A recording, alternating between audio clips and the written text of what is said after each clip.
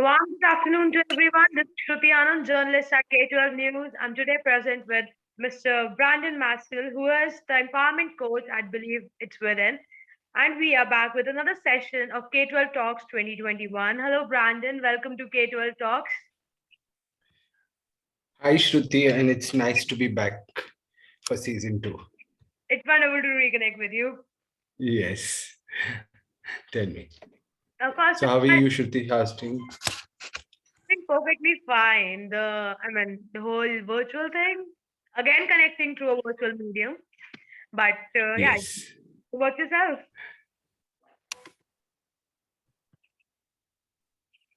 Okay. Yeah. Brandon, the very first thing that I would like to know from you is exactly if you could brief a bit about to our audience what is the believe it's within. Okay. So, Believe It's Within basically is a life empowerment coaching organization wherein I work with individuals to build a can do attitude to overcome their limiting beliefs. Now, we all struggle in lives, okay? We all think that we can't do things. And my organization works at getting you to believe that it's okay. It's only our thought that is a hindrance to us. So that's why we provide a whole range of holistic services from one-on-one education, empowerment coaching sessions to skill enhancement sessions for individuals and teams. And we also work with institutions to build life skills in young learners of today. We also have another segment of our organization that deals in career counseling for education abroad. And Shruti, the best part that I would like to put across today is that as I'm speaking with you, I'm currently in Portugal, where I'm setting base to now start connecting with clients not only back home in India, but also in Europe. And the first city will be Portugal. That's wonderful. I hope you're having Yes. a good day. A good- Yes, I'm enjoying the weather, trying to get accustomed to a weather which is sunny and windy at the same time. It's really getting cold here in India, but it's good to hear. Okay. But Yeah. from an educator's point of view, for the students, this has been really a tough time. Okay, and students, it is very difficult to cope up with this pandemic. Everything moving virtually, not moving out of the house. So it did affect the co-curricular activities and the co-curricular curriculum of the students. What are your comments? Yes, it did affect co-curricular, and I strongly understand that it has taken them back because the virtual environment has given them a lot to learn. There have been pros and cons to it, and the pros have been quite a lot. But when you look at the physical the connection that is required is not been there. And co-curricular activities basically required team building, required you to interact, build your skills. Today, we are trying our level best to build those skills through the virtual world. But yes, it's a long journey ahead to reach that place.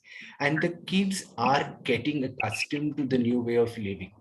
They are getting accustomed to interacting online, spending more time online. But yes, through all of it, that physical being there for a person, for somebody when they play, all these things are not happening. That is where we lack. And as educators, that is something that we need to ensure that during our times where we are spending and encouraging students to take their curricular subjects very seriously, we also need to ensure that co-curricular is given their importance so that they get that time to interact, they get that time to participate. Like today, I've seen quite a lot of schools, and even schools I interact and engage with have started having competitions online, has tried to get students to participate in various kinds of competition, be it sports, presentations, quizzes, extempores, or anything where they can express themselves online, giving them that platform. Yes, it is important. And I would suggest that schools need to give kids a chance at least weekly to interact, just interact without any reason. Just have some unstructured conversations, even if it's virtual, because that will get them to get connected. Let it happen in a formal setting rather than telling them to connect informally. That being very well said. But I mean, and this was about the co-curricular activities. What exactly the social interaction between the students, the interaction in between the students and in between the teacher and the student. So what about that? Okay. See, as I said, social interaction has taken a backseat for all of us.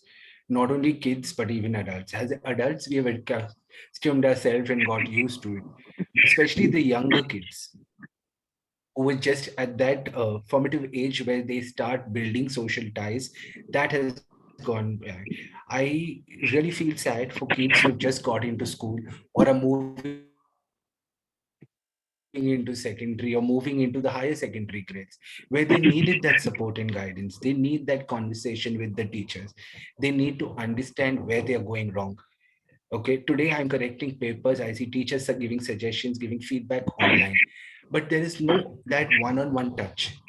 For all this, okay, my only solution would be that on a regular basis, once a month at least, teachers and as educators, we need to ensure that we interact with students on a one-on-one basis, either a telephonic call or even a Zoom call. But we need to set that aside just to have a conversation to understand what's happening, right? Academically as well in life, just to get a general understanding, a hi, hello, what's happening. Not only with the students, if possible, it should also be with the parents so that there can be a connect, rather than only waiting for that official PTM that will happen. Yes, absolutely. And saying about the PTM, when we think about the parents, they're a bit terrified how exactly if the school reopens and we go back to the hybrid or let's say offline mode, they are very much worried because there is no vaccine available yet as of yet for the students below the age of 18. So the parents are very much worried about it. What are your views? See, as a parent myself, I am also worried. But at the same time, we need to understand that COVID is here as part of our lives now, and it's been 2 years. Okay. Yes, we take our kids out. Most every family has taken their kid out now. They've gone visiting, they've gone shopping, they've gone everywhere. Yes, the thing is we need to understand and we need to start training children now that this is going to be long term. Okay, there are certain things that you need to do to be safe. Wearing your mask, sanitizing your hands, not going around in too much crowd, maintaining the distance. But let them go back. Let them go back to life as normal. In the beginning, I would suggest if you're skeptical, start doing it once or twice a week for a few hours. Let them interact because they need that interaction. They've been craving for it. What we didn't want them to do 2 years back was sitting with the mobile or being online. Today, we are encouraging them to do that. It will have its effect in the long run. So, what we need to do as parents is first educate our children, first understand ourselves. Okay, what is the situation in our particular area? Okay, we know the surroundings we live, interact with the school, understand what precautions the school has taken and how well they are prepared. Okay, whatever doubts you have, speak up to the concerned school. The management will have a response to you. Get comfortable and then encourage your child, make them realize that it's important. As parents, we have moved out to work. Quite a few of us have started going to work. So then when we know that, we should start doing that for children. How long are we going to protect them within the four walls? Their growth is not going to happen then. Absolutely, very well said. And just one more factor that I really wanted to speak with you in regards to this. Like, if we say that the students are missing out on the part where discipline, punctuality, these factors are very much important, that and we learn these things from school. I mean, if we take our example, we learn how exactly to dress properly with the ironed school uniform, with a tie, with a belt, with proper shoes that are polished, with our nails trimmed, with our with our hair that are proper. So I mean, these things are missing from the lives of students who are currently studying. What are your views on this? See, I wouldn't say they're missing. Okay. Here, I would say it's the family and the parents' responsibility. School is still running, whether it's starting in the morning or the afternoon, whether 4 hours, 3 hours, 2 hours, it is still going on. As parents, we need to encourage our children to be ready. Have them at, while we went to regular school, we packed our bags one day in advance. We kept our uniform ready in advance. Today, I can still do that. Okay. Yes, I have the option of being ready, half ready, I would say, because the camera captures only the upper torso. So in that case, at least get them to realize whatever is your uniform on top, okay, your shirt or your tie, get that ready and wear it. Okay, be ready for that. That is where we need to understand, and that is where we need to take it. Okay. So as parents, we need to get instill these few ideas of discipline: logging in on time, having your material ready, having your water ready, you're dressed, you're combed, you're neatly combed, all those things, which I think schools are encouraging. But we need to look at this happening more from the point of maintaining discipline. The parent is in control in this situation. If you set the ritual right, it will be there. Wonderful, wonderful view on that. Of course, the responsibility for both the educators, the teachers, and of course the parents. No problem. So thank you so much, Brandon, for your presence today.